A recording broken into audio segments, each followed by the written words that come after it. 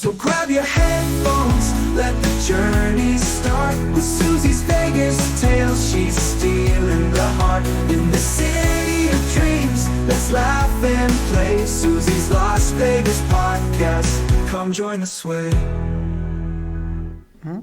Well, hi there, folks. We're back again, and have I got an interesting show right now. I've got Ed Belvilacoua with me, and he's got a tale that's very interesting to tell. So let's hear about your new project in Pahrump. Thank you, Suzy, for just on the spur of the moment saying, "Hey, let's do this. This is newsworthy, important." Yes. So absolutely.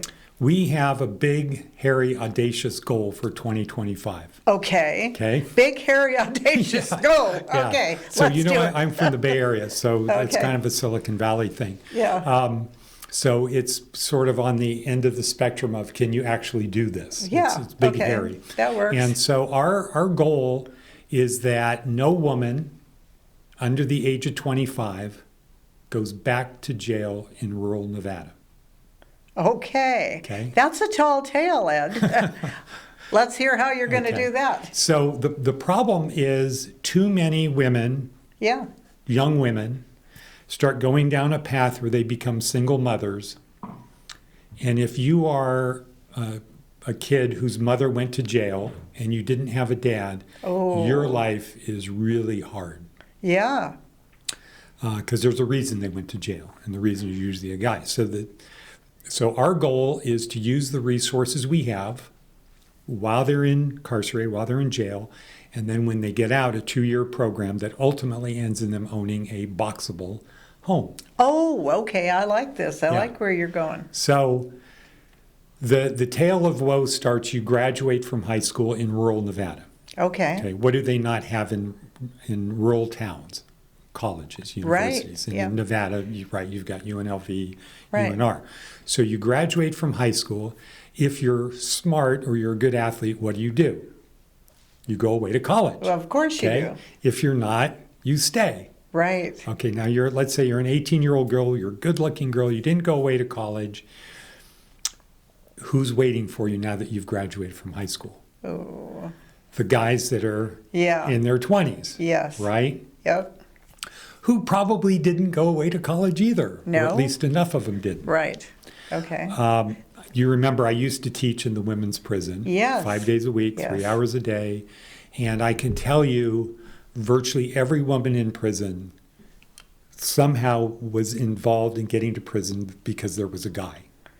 Yeah. Okay. Oh, I believe it. So one of the stories the guy would say is, okay, if something happens, you thought I was just going into the 7-Eleven to buy a pack of cigarettes. And I asked you, do you mind driving? Yeah. Don't worry. Well, every woman in that situation uses that excuse. No. And the cops are like, no, you're the getaway driver. Yeah. Okay? Yeah. Or the other one is, we'll just tell them that you thought it was my paycheck that I asked you to cash. That was stolen. Yeah. Okay? And so virtually every woman that's in jail or prison, there's a guy involved somehow. And their life has already started down the wrong path from the beginning. You're in a rural community, and not a lot of opportunities, right? And so you draw the attention of an older guy. It's mid-20s. Mm-hmm. If you're 18, or 19, that's older, right? Yeah. And you start doing things you didn't want to do because you're in love. Yes. Right? Yes. And we don't want to upset him. Yeah. Yeah. Okay. So now you go to jail. Yeah. And where is he in the meantime? Off to the next one. Exactly, right. So a year ago, we started this project with organizations from the state. It was for all people coming out of rural jails. Okay. Well, 9 out of 10 people are men coming out of jail. So all of the attention, money, everything, grants, are really focused on guys. Well, that's not fair. Yeah. And the program, if you can only take 300 people a year, say 25 people a month, there's so many guys getting out of rural jails. Like in Nye County, 9 people are arrested per day. 9? Yeah, that's How almost, many people live in Nye County? So that's Come almost, on, Ed. that's almost 300 people a month. You couldn't do a rural jail program of 300 people a year if one county has 300 people a month getting No. arrested. So, but it works with women. You can Okay. do a rural, all women, a program like our big, hairy, audacious goal. No woman under the age of 25 goes Right. back to jail in rural Nevada. Okay. Because you might get 2 women from Fallon and 1 woman from Lovelock and 1 from Elko and 2 from Henderson and Yeah. or Boulder City. Yeah. You can get enough to get 20 people, and that will have a big impact. Sure. So it starts when they're in jail. Yeah. So they get to see what am I getting myself into, and we get to see who are these people, what are their needs, because the approach is one size fits one. Then they get out and they come into housing, get all their basic necessities met, and they start school, education, and training. And after 90 days in our housing, when they get out, then they come to trade school in Vegas, Okay. which could be a construction type trade, or it could be medical coding, or it could be graphics, or it could, whatever it is. And that's a year program. Oh, that's wonderful. And then the next year you have your employment. At the end of 2 years, we help you buy your own home, the American dream. That's wonderful. And now what happens once you own a home? Obviously, They got you, Right. You're going to keep going to work, well, right? sure you are, And because you don't want to lose it. yeah, and psychologically, you're now a person you didn't think you were going to be. It was like, oh, I'm going to be renting a home for the rest of my life. All my friends rent a home. Now I own a home, Right. and so I'm There's a different mindset when you own a home. exactly different Oh, mindset. absolutely. So that's our big, hairy, audacious goal, and it's a program that has to be run by women, Okay. right? All I can right. do my part, Right. Okay. help educate or train, Right. but it has to be run by women who are successful. Right. I believe So it. Yeah. what is my hidden agenda here? Yes. To That's say, why he's on my Suzy, show. we need you. We need you. Okay. And why do we need you? Well, because Yeah. you have a history of being a successful businesswoman. Okay. Okay. Yes. And you're a good negotiator. And you know how to Yes. sniff out all Yeah. of the things that you're really good at. Yeah. And we need to have this core, to add to the core of women that we have, of having women that are smart, that can mentor, shepherd the women in the program, but also deal with the other people, like the Right. sheriffs. Right. It's easy for a sheriff to say no to me. Right. I don't think a sheriff could say no to you. Probably not. Right. No, because I wouldn't let him do that. You wouldn't let him do it, and you'd invite him on the show. Right? Yes. And then you got him. Yes, that's exactly right. So that's our big, hairy, audacious goal, and we want to get all of the help we can. And the reason it's so important, more important than guys, is because, like I said in the beginning, if you're a single mother Right. and you've been to jail, life is hard. Well, yeah, I would And- think so. And most of the people who go to jail end up going more than once. So Because imagine. they know what's on the inside, but they don't. Why do they go more than once? I'm curious. I'm Because sure if you're in audiences- rural Nevada, you're in this rut. Yeah, and you just keep going You back. get out and where you go. Yeah, it's like Groundhog Day, huh? Yeah, it's exactly like Groundhog Day. Yeah. You don't want to, No. but you know who you know. Yeah. Your friends are your friends. And it's like, I won't do that again. But when you're under the influence of your neurotransmitters, Yeah. like if I really like this guy, Yeah. you do things that you don't want to do, Yeah. True. right? Yeah. So, but if you're the kid, it's tough. Yeah. That's the easy word. And, Yeah. it's really hard to rent places in a lot of rural communities now. And it's like, if you're making $15 an hour, you're probably not going to get anything. And if No. you do, it's not going to be good. No. So tell me about Boxable, Ed. Okay. I've looked at it before. They're an interesting company. How do you make this work? I'm sure our audience wants to know too. Boxable is a local Las Vegas company Mm-hmm. that was started by some really, really, really smart Italian guys. Okay. Okay. Actually, Paolo was raised in England, so he's an Italian guy with English accent. There you go. Okay. And I met him at the Metro Chamber. Really smart, great guy, had an idea for, I call it more of a starter home. Mm-hmm. Some people call them tiny homes. I Okay. say it's just like, for our purposes, they're a Sure. starter home. Yeah. But it's like if it was a car, it would be like a Ferrari. Okay. I can promise you, if you walked in one, you would look around and say, I could live in this. It's only on the outside dimensions are 20 by 20. So it's 400 square feet Okay. outside, smaller inside, but 9-foot ceilings. Okay. So they seem large. Full-size kitchen, full-size bathroom, has one of those heated mirrors, and it's The whole they nine did yards. not skimp on Right. anything. And you have your bed area and you have your TV area. You might have a fireplace, artificial, one Right. of those things. Sure. But it's solid.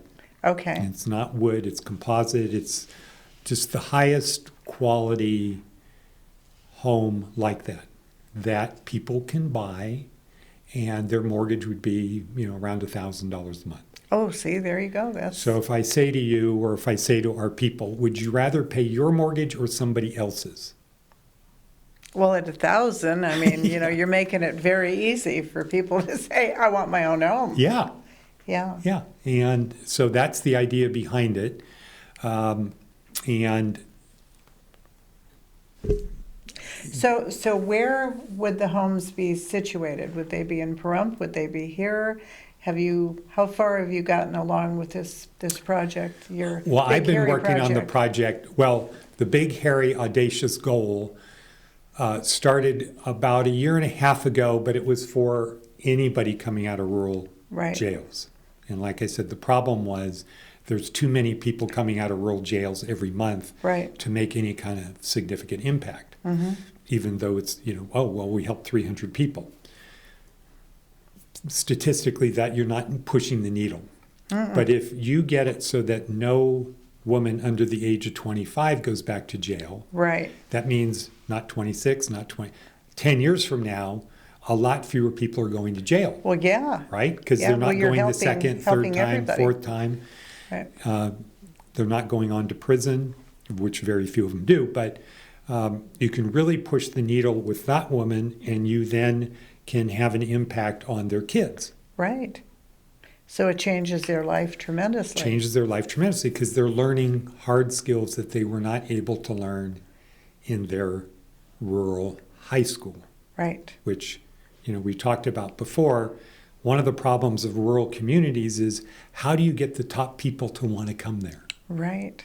How do you get somebody that got a teaching degree, K through 12 from Harvard, to want to go to Elko? You don't? It's hard. Right. You get other people. Right. Not bad people, but Right. it's different. Right. Can you get people that got their teaching degree at Harvard? Will they go teach in Vegas? Maybe. Gorman? Yes. Mm-hmm. Right? Right. So the skills that they will learn going to trade school are skills that they couldn't have learned elsewhere. Right. And, so this says a lot about our governor and other people in the project. The guy kind of spearheading it was the captain of the detention center, Clark County Detention Center, who let me have a classroom in there, Bill Teal. Mm-hmm. And that's a 4,000-bed jail that has 70,000, or at the time I was in there, was teaching in there. No, I wasn't a resident there. But That's good. We want to make sure. that, See, we're having a little humor here while we're at it, too. So they had 70,000 people go through there a year. Okay. So 70,000? yeah, through this 4,000-bed jail. And Oh, my God. he retired, went into consulting, was retained by the state to go to the rural jails to help them uplift, to be able to be like, well, here's best practices, you may... Right. Because how do they know, right? They've Right. just been the sheriff in Nye County for whatever number of years, and they know what they know. Yeah. So Bill goes around, and he was starting the project to help reduce recidivism in local rural jails. Okay. But like I said, there's too many people to really have an impact. So it's better to just pick, And what's the best demographic? Well, obviously, yeah, the women. Now, some people have said, well, why not? Why do you cut it off at 26, or no, less than 26, so 25? Yeah. Why not say 30? Well, the reason is because the amount of energy to help a woman who's 30, who's been to jail 10 times, Yeah. it's too hard. Right. The amount of energy to help a woman who's 19 That's been there once. is Yes. really easy, but there's not enough of them. Right. So the kind of the Goldilocks number is like 25. I believe you. 25 and below. Right. There's enough women coming out of jail from all of the rural jails in Nevada that this is a program that can work. And we have great support from churches, from Assemblies of God Church, Lutheran Church, Methodist Church, Catholic Church, Foursquare Church. The churches want to help. And they provide a very important service that once you're out, now we want you to join a church. Right. Because what is the church going to do for you? Help you, right? Of course they are. And Yes. so we get donations every week of clothes, food. If you're a woman that the church is helping, you're going to have a support group too, Well, right? sure. You're going to have stuff, and you're going to have a support group. Well, most of the ones that have gone to prison, they don't have children. They just grabbed the girl and threw her, because she was like the getaway driver, or God knows what else she did, for whatever. I'm curious about that. I'm sure our audience is I would too. say most of the young women that go to jail don't have kids. Oh, that's good. But I would say most of the single mothers who have kids have been to jail. Wow. Okay. So not all girls that go to jail have kids, but most girls, single mothers who have kids, also went to jail. Wow. Yeah. But it's a problem that can be fixed. Yeah. This is with having the help of women like you, like Kim Riggs, like Kathy McKenna, Heather Right. Stamer, Yeah. Carrie Bach. Yeah. Having women like you who are not going to let the system stop them. No. When they do well, what about this? Yeah. 'Cause Right. that you can kill any project by saying, well, what about this? What if the Ukraine invades the U.S.? Yeah. Right. No. No. You can't answer No. all. Get back to possible. the main. Yeah. The main Yeah. subject. Let's go for it. Yeah.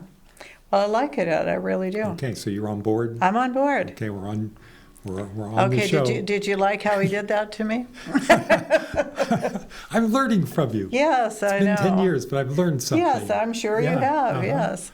Okay. So, how far along in this project are you? We're launching February 1st. Oh my goodness. Yeah. Okay. So we have all of the blocking and tackling stuff we need. We have all the basic necessities. We've got 50 rooms in Pahrump, which I've had, for over a year, but Right. we're now shifting it to this population. Right. Okay. Um, And then Bill, did you say Bill Teal? Yeah, Bill Teal. Okay, he's on board too? Oh, Bill's been He's- out there for a year. Kim Riggs, who used to be with DWSS, Department Yeah. of Welfare and Social Services. Diana Stater is head of education, like the principal. Yes. She has been a principal of schools here and taught in prisons, so she's got a background. got a background, and she grew up, having, a real life, Yeah. not like a spoiled life, had a Yeah. real life, and Yeah. she She can worked relate for to it. people. And we Yeah. have a lot of women who are mentors. Right. One woman who's a therapist who went to prison for DUI with death. So she can talk about, Really? here's what prison is like. Oh, yeah. Yeah. Well, I'd love to have them on my show too, Yeah. to talk about it. People really need to see what's out there. I mean, it blows you away when you really see it, doesn't it? Yeah. We all read in a paper, read a few sentences, or listen to somebody talking and tune it out, but to really see what's going on, that's a whole nother story. Exactly, yeah. Yeah. So, what you do is very important, giving the little guy the opportunity to say something. Yeah. And with good production quality. Yeah. Or if it's me, Yeah. it's like, okay. No, this is much better. Yeah. Yeah. So Yeah. that's our big, hairy, audacious goal. Okay. All right. Well, I'm in. Okay. Just tell me what I need to do. Good. Okay. Well, we're going to, we'll talk about that Okay. very All right. soon. Okay. So the last time we talked, okay, now you're also working on being a minister. Is that correct? I'm getting my graduate degree in pastoral ministry. Right? Yes. Yeah. Okay. So I'm tell me in my about second that. year. Okay. And this month is, this semester is being a chaplain in places like hospitals and morgues and prisons. So the prison part I know because I did Bible study. Right. But the challenging one is being a chaplain in a hospital Oh, yeah. where there's an ungrieved person who's dying. So somebody that got in a car wreck or Yeah. something, or they got shot. Yeah. And no family is there. And That would be tough. they're not long for this world. Mm-hmm. And so where I go to school, Santa Clara, it's a lot of it is focused towards what's the church of the future going to be, and preparing people pragmatically for the job, as opposed to, I think what most people think about is, oh, you must have memorized the Bible for sure by now. It's like, Bible? Yeah. We're dealing with the, boots on the ground level of Yeah. pastoral ministry. Yeah. Oh, my God. So that is what you're doing right now? Well, besides, what I do for Love Thy Neighbor, which is Yeah. helping the homeless. And Well, you've got a full plate, don't you? I try. Yeah. Try to keep busy. Well, you and I have been friends for a long time, and I watched the fires over in California, and I thought about you. At one time in your life, you were doing that, weren't you? Starting fires? No, you were putting them out. At fire camp? Yes. I was, so I was at fire camp in California, also known as labor camp. Okay. Meaning, you could be expected to work 7 days a week for 14 hours. And if you don't like it, don't worry, there's 10 guys that want your bed. And but I was the lead cook and rations clerk because the inmates sort of run the camps in California. Yeah. The guards just make sure you don't escape. Uh-huh. And if you are educated, that guy can be the rations clerk. Yeah, he can be the lead cook. But I had restaurant experience, so Yeah. and it's a real thing being a inmate firefighter, conservation camp firefighter. That's what I thought about it when I saw the fires and, about the people working and everything like that. How many years ago was that you did that? 13 years ago I got out. 13. I got out 13 years ago. So how long were you doing fire camp? I was at fire camp, I think about close to 2 years, maybe a little bit more than 2 years. And had you ever seen anything like what we're seeing now with the Palisades and the Malibu and all the fires over there? No, I think it's getting a lot worse. But as a firefighter, it had to be scary to you to go out there and... Well, as an inmate firefighter, you're kind of treated with the fires the same as you are in prison. So Oh, really? you don't get to go home at night. No, you're there. You sleep in what's called the black. The black is the part that's already burnt out. Oh. Okay, and you have your pack, but you're not supposed to, you don't have room like for a blanket. So guys are always trying to, how can I cut this blanket and, just so I can be warm enough tonight? Because you could imagine in the black, it's cold at night. Oh, yeah. Yeah. There's not any trees. No, nothing. And so, and then of course you're filthy the next day and, maybe 2 days, maybe the next day or maybe 2 days later, you'll get to go down and shower. But I think it's good character building. Oh my God, yes. And, one of the negative parts of that, at least when I was there, the highest recidivism was for people who were in fire camp because fire camp is not bad if you don't mind not having freedom. Okay, so if you like the monastic type life, not really bad, because the food is all fresh, because you only have, when I was lead cook, our budget was $2.79 per inmate per day for 3 meals, 2,500 calories for a quarter pound of protein. So that means you have to make biscuits, and you have to make stuff. You don't just go buy it from the store. No. You have to make it all. Yeah, and but you eat well because it's freshly made food, right? Yeah. And you get to have nice uniforms. They have to be new because you got fire boots, and and you get to watch TV, and it's, you're working out every day. You're in good shape. Yeah. So, but if you don't mind, if you mind freedom, not having freedom, it sucks. Yeah. If you don't really care about freedom, it's not that bad. You've lived a life, haven't you, Ed? Well, it's been interesting. I appreciate it. If you had to do anything over again, what would you do? Well, see, my daughters have that discussion with me. Why did you have 6 kids? It's okay. Well, which one should I not have had?